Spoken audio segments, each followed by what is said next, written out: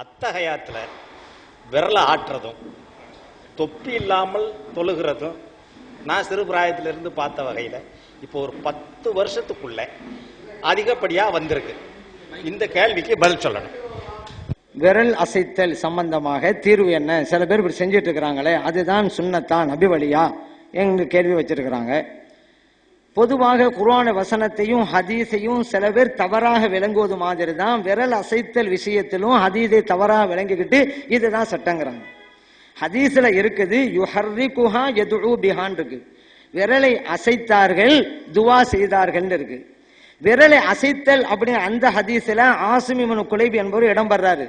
அவர் வந்துட்டாலே அந்த ஹதீஸ் பலவீனமானது என்று சில ஹதீஸ்களை வல்லுநர்கள் சொல்றாங்க. ஆனா வேற சஹீஹான ஹதீஸ்களில் எல்லாம் அசைத்தல்ங்கிற வார்த்தை இல்லாம அஷார சமிக்கை செய்தார்கள் என்றுதான் இருக்கிறது. அதுவெல்லாம் ஆதாரபூர்வமான ஹதீஸ்கள். அசைத்தல் என்பது அதை சமிக்கை செய்தார்கள் என்பது. இப்ப இங்க அசைத்தல் என்பது கூட நாம் சொல்கிற விளக்கம் என்ன? சமிக்கை செய்வதற்காக அசைத்தார்கள். ஏன்னா நம்ம சமிக்கை செய்வதா இருந்தா விரல் அசைச்சுதான் ஆகணும். நான் அசைக்காம வச்சிருந்தா சமிக்கை செய்ய முடியாது. இப்படி அசைக்கணும், அப்பதான் சமிக்கை செய்யணும். அந்த அசைவு தான் அது, அசைச்சுக்கிட்டேங்கிறது அல்ல அப்படிங்கிற விளக்கம். இத நம்ம சொல்லல. நம்ம சொன்னா கூட நீங்க என்ன புது விளக்கம் கொடுக்குறீங்கங்களாம். இந்த ஹதீஸை பதிவு செய்த இமாம் பைஹக்கி ரஹ்மத்துல்லாஹி அவர்கள் அந்த ஹதீஸுக்கு கீழே இந்த விளக்கத்தை கொண்டு வர்றாங்க. ஹதீஸை பதிவு செய்த இமாம் இந்த விளக்கத்தை கொண்டு வர்றாங்க அதே கிதாபுல. அவங்க சொல்றாங்க அல் முராது பி தஹ்ரீகி, இந்த ஹதீஸில் அசைத்தல் என்ற வார்த்தையினுடைய பொருள் அல் இஷாரத்து பிஹா சமிக்கை தான், லா தக்ரீரு தஹ்ரீகிஹா அசைத்துக் கொண்டே இருத்தல் என்பதல்ல அப்படின்னு இந்த ஹதீஸ் கீழேயே எழுதியிருக்கு. அதைத்தான் நம்ம சொல்றோம். ஏன் அப்படிங்கிற அதே அவங்க சொல்றாங்க. ஏன்னா அவங்களே கூட இவங்க விளக்கம் கேட்பாங்க. இந்த வஹாபி எல்லாம் பஹிக் இமாம் சொன்னாதான் என்னன்றுவாங்க.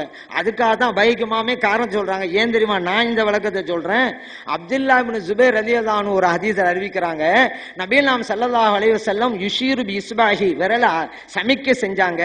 வலா யுஹர்ரிகுஹா அசைத்து கொண்டிருக்க மாட்டார்கள். அபூதாவுதுல இருக்கு.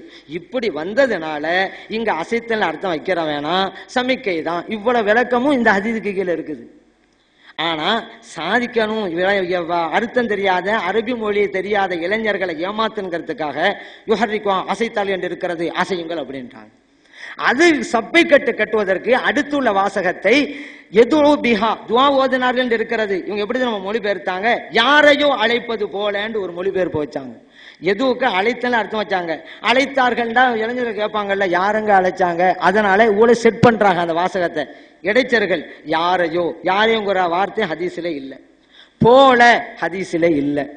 இந்த இளைஞர் நம்ப வைக்கிறதுக்காக வேண்டி யாரையோ ஒரு வார்த்தை சேர்த்துட்டு அழைப்பது போல ஒரு வார்த்தை சேர்த்துக்கிட்டு அசைத்தார்கள். யாரையோ அழைப்பது அசைத்தார்கள். ஹதீஸ்ல அப்படி கிடையவே கிடையாது. அசைத்தார்கள், துவா ஓதினார்கள். ஏன்னா நீங்க அத்தஹியாத்துன்னு ஆரம்பிச்சுட்டா சலாம் கொடுக்கிற வரைக்கும் ஓதுறீங்கல்ல, எல்லாம் துவா தான். மீனிங்க பாருங்க. ஸல்லல்லாஹு அலைஹி வஸல்லம் சமிக்க செஞ்சாங்க, துவா ஓதுனாங்க, அர்த்தம் வைக்கிறதுக்கு பாக்குறோமா? அழைத்தார்கள்.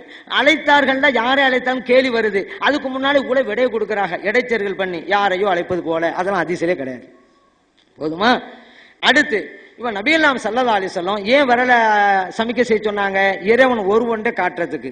ஏன் அப்படி சொல்றோம்? ஒரு கட்டத்துல ஒரு சஹாபி 2 விரல காட்டுனாங்க அத்தியாயத்துல. இப்படி காமிச்சாங்க. ஸல்லல்லாஹு சொன்னாங்க அஹித் அஹித் ஒரு விரல காட்டுங்க அப்படின்னாங்க. ஏன்? இறைவன் ஒருவன் காட்டும் போது நீங்க 2 விரல காட்டினா இறைவன் 2 அர்த்தம் வந்துடும். திருமதியிலே பதிவு செய்யப்பட்ட ஹதீஸ்.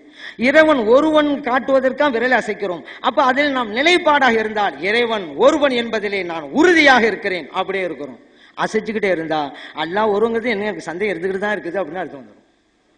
அறிவு ரீதியில பார்த்தாலும் சரி வராது, அர்த்தத்தின் அடிப்படையில் பார்த்தாலும் அப்படி இல்லை, தெளிவா இருக்குது. அபூதாவுதுல ஸல்லல்லாஹு அலைஹி வஸல்லம் அசைச்சுக்கிறவே மாட்டாங்க. அப்துல்லா இப்னு ஜுபைர் தான் அறிவிக்கிறாங்க. இதையெல்லாம் பின்தள்ளி விட்டு நம்ம சொல்லிவிட்டோமே இளைஞர்கிட்ட, இப்போ போய் மாத்தினா என்ன செய்வாங்க அப்படின்ற சொல்லலாமா? இதை நாங்க சொன்னா கூட நீங்க அசைக்க கூடாதுங்கிறத நாங்க மட்டும் இப்ப சொல்லலாங்க. இந்த விளக்கத்தை எல்லாம் சொன்ன பிறகு அந்த வஹாபிகளிலே இன்னைக்கு 3 பிரிவர்கள் 3 விதமா சொல்கிறார்கள். தமிழகத்துல 4 மதபு ஏங்க என்ன இஸ்லாத கூறு போறீங்கன்னு சொல்லிவிட்டு, குர்ஆன் ஹதீஸ் பரம் வாங்க ஒற்றுமையா இருக்கலாம்னு சொல்லிவிட்டு அவ்வளவு பல மதபாய் போச்சு வச்சுக்கிறேங்க. இந்த விரல் அசைத்தல்ங்கிறனால அதுல மட்டும் சொல்றேன். அவங்கள்ல பல பிரிவுகளா பிரிந்து ஒரு பிரிவு சொல்கிறது அசைப்பதுதான் நபி வழி, இன்னொரு பிரிவு சொல்கிறது அசைக்கலாம் அசைக்காமலும் இருக்கலாம் அப்படின்னு சொல்லுது. இன்னொரு பிரிவு அசைக்காதே, மீறி அசைத்தால் உன்னுடைய தொழுகையே கூடாமல் போய்விடும். நம்ம கூட சொல்லல, விரல் அசைக்கிறது நபி வழிக்கு முரணானது, ஏன்பா அசைக்கிறான்னு நம்ம சொல்லிக்கிட்டு இருக்கோம். ஆனா அந்த பிரி வஹாபி பிரி என்ன சொல்லுது, மீற அச்சுக்கிட்டு இருந்தா தொழுகை பாத்திருங்குது. போதுமா? அதனால அவங்களும் உண்மையை பிரிஞ்சுக்கிட்டாங்க. ஆனா இந்த வஹாபி எல்லாம் ஏன் இதில் பின்னாம இருக்கிறாங்க? இவன் என்னங்க இன்னைக்கு ஒரு சட்டம் சொல்லுவாங்க, நாளைக்கு ஒரு சட்டம் சொல்லுவாங்க, நான் குற்றச்சாட்டு வச்சுக்கிட்டே இருக்கிறோம்ல நிறைய விஷயம்.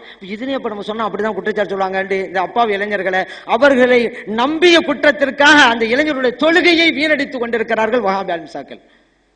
சுன்ன ஜமாத்துக்கு வாங்க, உங்க வணக்கம் வணக்கமா இருக்கும், மறுமையில் நன்மை பெறலாம். வஹாபி போனீங்க, உங்களுடைய சிந்தனைகளை அவர்கள் சீர்படுத்துறான்னு நினைச்சுக்கிட்டே இருப்பீங்க.